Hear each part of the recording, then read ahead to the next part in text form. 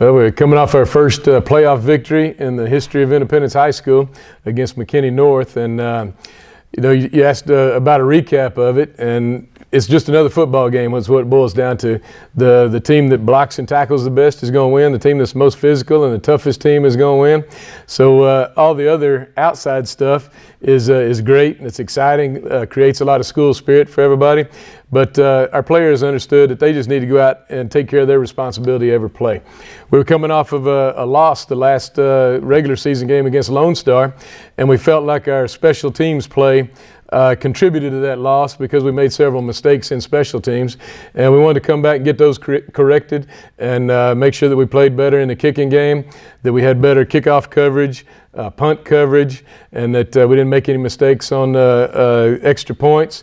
We did come out and did miss a couple of extra points opportunities. We gave up 2 points there that can be critical in a playoff game because every point is going to be essential to have. So coming out of the McKinney North game, though, we're healthy. We got just about everybody back and playing, and so we feel like moving forward, going into the second round against Highland Park, we'll be at close to full strength with everybody, and looking forward to another tough ball game.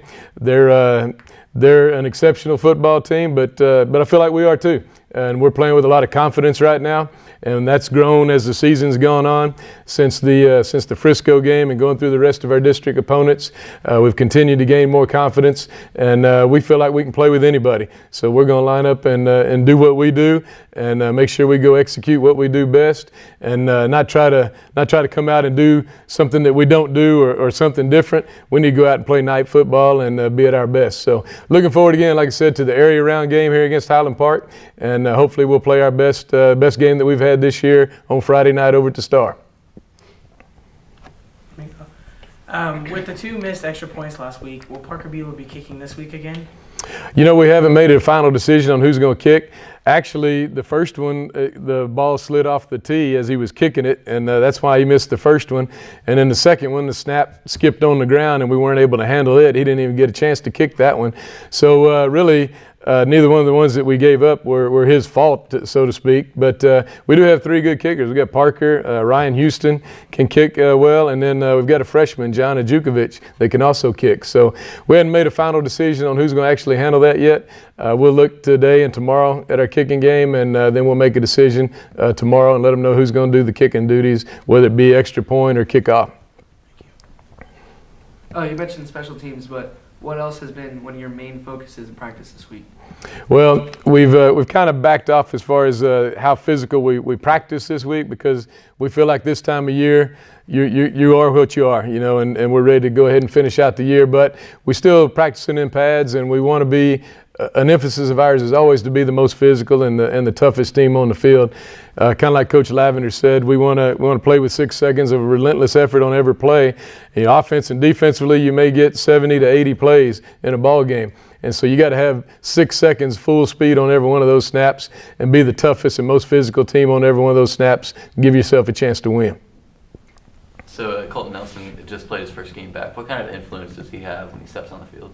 Oh man, it was huge on Friday night. He caught 3 touchdown passes and a lot of other critical balls that kept the chains moving, giving us first downs. So he was a big part of our offense on Friday night.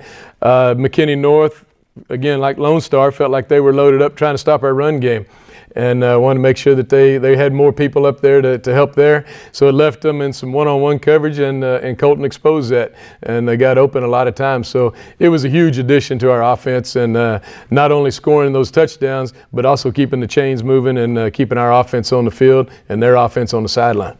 If you could wrap this whole season up in one word, what word would you use to describe this season as of today? The word I would use would be maturity.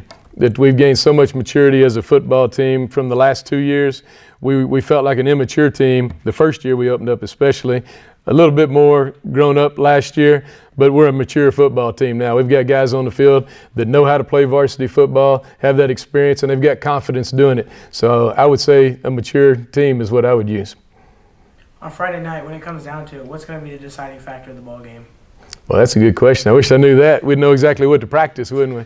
I think a lot of times when teams are evenly matched talent-wise, and offensively and defensively they're pretty evenly matched, and I feel like we're pretty close to Highland Park. You know, whoever makes those point predictions or whatever, they usually are wrong, but they've got us picked as underdogs anyway this week.